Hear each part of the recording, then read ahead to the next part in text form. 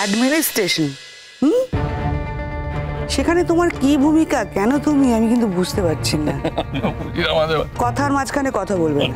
Synopsis, administration, হ্যাঁ, তার একটা অংশ হয়ে সমানে রোজগার করেই গেছো। কলেজে তোমার ঠিক কি ভূমিকা, এটাই আমার কাছে এখনো পরিষ্কার নয়। হাত পা না নেড়ে আমার কথাগুলো পরিষ্কার করে শুনবে। উল্টে কলেজের কি করে বদনাম হয় সেই চেষ্টা করে গেছো বারবার। আর তাছাড়া এই পুরো পৃথিবীতে অনলাইন কাজ চলছে, ইমেলও করতে পারতো। না, আমি যখন নিজের ইচ্ছে এসেছি তখন তোমরা এত কথা বলছো কেন? না, সে তো ভালো কথা, তুমি নিজের ইচ্ছে এসছো, খুব ভালো কথা। আমি চাইবো যে সবসময় তুমি নিজের ইচ্ছেতেই আসো, অন্য কারোর ইচ্ছেতে নয়। যথেষ্ট হয়েছে। আমি সত্যি আর চাই না শঙ্খ তুমি অনুলেখার গাইড হয়ে থাকো। আপনি মুখে বললে কি হবে জেঠিমণি? আপনি অনুলেখাদির সঙ্গে যে ধরনের কথাবার্তা বলেন, সেই কথাবার্তা কারোর না কারোর তো কানে পৌঁছয় এ বাড়ির।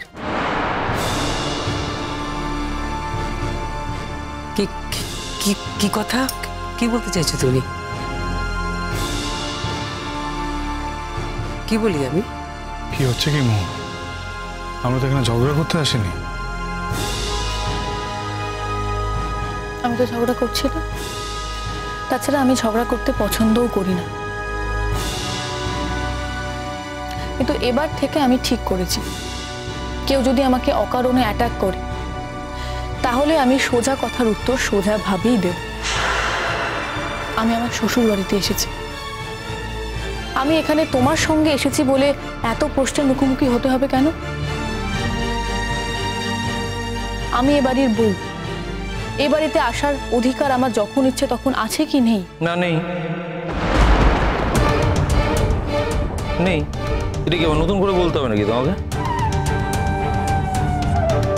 দেখো মোর, এটা ভদ্রলোকের বাড়ি, এখানে যখন খুশি তখন ঢোকার পারমিশন নেই তোমার। এটা কোনো হোটেল নয়, তুমি যখন ইচ্ছে এখানে আসবে, যখন ইচ্ছে চলে যাবে। না যা বাবা, আমি তো যতদূর জানি হোটেলেই অনেক নিয়ম কানুন আছে, বাড়িতে নর্মালি কোনো নিয়ম কানুন থাকে না। বাড়িতে যখন ইচ্ছে তখন আসা যায়, যাওয়া যায়, বা বেরোনো যায় বাড়ির থেকে। এরম নিয়ম তো কোথাও আছে? বাড়িতে ঢোকার কোনো নিয়ম আছে সেটা আমি জানি না। জেঠিমণি, আমার এখানে আসার কথা ছিল, আর অনুরেখারও দরকার ছিল। আমি ইনফ্যাক্ট অনুরেখাকে বলেছিলাম যে আমি এখানে আসবো, যখন তখন আসতে পারি, তুমি একটু ওয়েট করো আমার জন্য। ওই সিনপসিসের ব্যাপারে ওকে একটু রিভাইজ করে দিতাম, দেখিয়ে দিতাম। তাছাড়া ও যখন মনে করেছে যে ওই সিনপসিসের পেজগুলো ফটোকপি করাটা ওর কাছে বেশি ইম্পর্টেন্ট, তার মানে নিশ্চয়ই ওটা ইম্পর্টেন্ট। ইনফ্যাক্ট আমার তো জামা কাপড় নিতে আসার জন্য এখানে আসার কথাই ছিল, আমাকে নিতে আসতে হতোই। কিন্তু জেঠিমণি, একটা কথা ভেবে দেখো, মুহূর্ত এই কথাটা ঠিক কথাই বলেছে। মোহর বলেছে যে যদি সত্যিই ওর এত দরকার ছিল এই সিনপসিসের ব্যাপারে রিভাইজের জন্য, আমার থেকে উপদেশ নেওয়ার জন্য বা কোনো কিছু ঠিক করার জন্য, তাহলে তো আমাকে জিনিসটা মেল করে দিতে পারতো। মেল করলে আমি দেখে নিতাম, দেখে ওর সাথে ফোনে কথা বলে নিতাম। কই, সেটা তো করেনি। এ দেখো, এমত অবস্থায় ওর দিদির এত একটা দুর্ঘটনা ঘটে গেছে, এত বড় একটা অঘটন ঘটে গেছে, তা সত্ত্বেও মোহর কিন্তু দিদিকে বাড়িতে ফেলে একা এখানেই এসছে। তাই আমাকে যত তাড়াতাড়ি সম্ভব এখান থেকে চলে যেতে হবে। তার মধ্যে যদি ও এসে যায়, অনুলেখা যদি এসে যায়, তাহলে আমি একটু দেখে দিতে পারি। তাই আমাকে এখন যত তাড়াতাড়ি সম্ভব জামা কাপড়টা গোজা দিয়ে যেতে হবে, তারপরে আমি মোহরকে নিয়ে ওই বাড়ি চলে যাবো। যদি সিনপসিস নিয়ে একান্ত কোনো কথাবার্তা থাকে বা কোনো জিজ্ঞাসাবাদ থাকে, তাহলে অনুলেখা যেন আমাকে ফোন করে নেয়।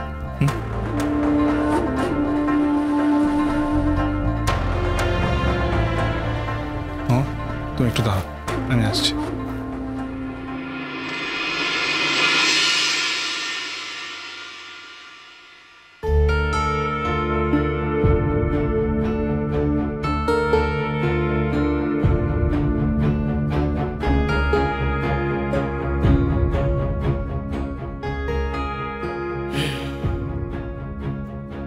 হ্যাপি হয়েছে তো?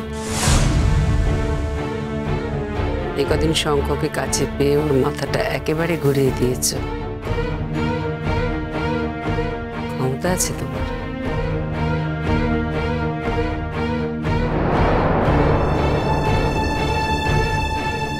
শঙ্খকে এতটা ছেলে মানুষ ভাবার তো কোনো কারণ নেই।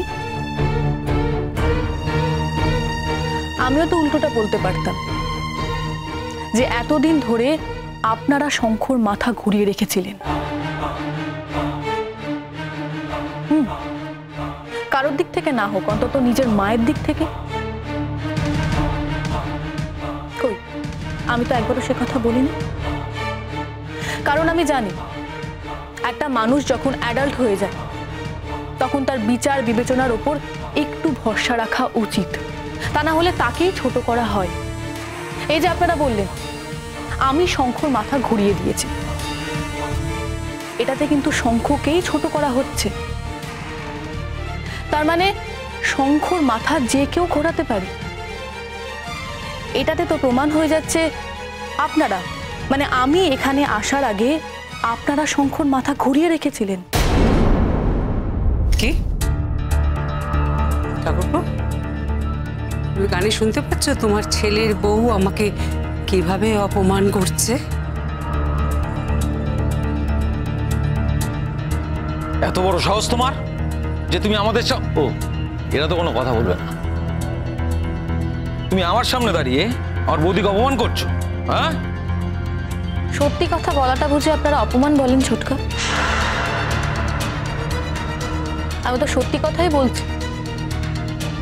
না না, মোহরকে যখন একই কথা বলা হয় সেটা অপমানজনক হয় না, তাহলে এটা অপমানজনক কেন হবে?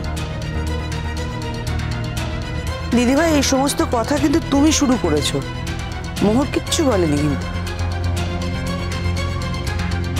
বুঝতে পেরেছি আমাদের শান্তির সংসারে তোমরা অশান্তি বাঁধাতে এসেছো।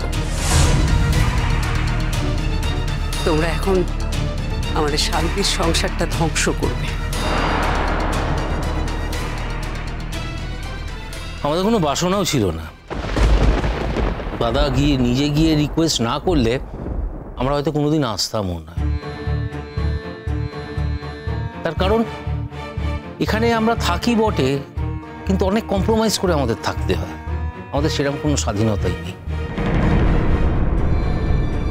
অনেক রকম কম্প্রোমাইজ করে আমাদের থাকতে হয়। আর এটা এখানে থাকলে কখনোই আমাদের মনে হয় না আমরা নিজেদের বাড়িতে আছি, সবসময় মনে হয় দাদা বৌদির বাড়িতে আছি।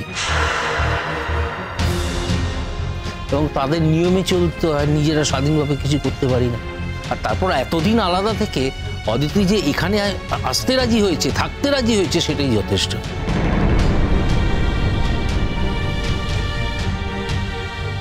তা কেন হবে স্যার? বাড়িটা যখন সবার, তখন বাড়িতে থাকার স্বাধীনতা জায়গাটা তো সবাইকেই তৈরি করতে হবে। অন্য কারোর বাড়ি ভেবে থাকলে বাড়িতে থাকার আনন্দটাই থাকে না স্যার। এই শোনো, তোমায় এত কথা বলতে হবে না। আমি যখন এবারের বউ, তখন আমাকে কথা বলতে হবে বই কি। তা এতই যখন জানতে, এতই যখন নিজের উপর ভরসা, তখন এবারে ছেড়ে চলে গেছিলে কেন?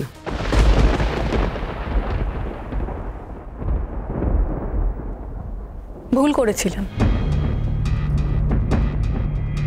জেঠিমণি। ভুল তো মানুষ মাত্রই হয়, আর মানুষ তো ছোটখাটো ভুল করেই থাকে। তেমন আমিও একটা ভুল করেছিলাম এই বাড়ি থেকে চলে গিয়ে।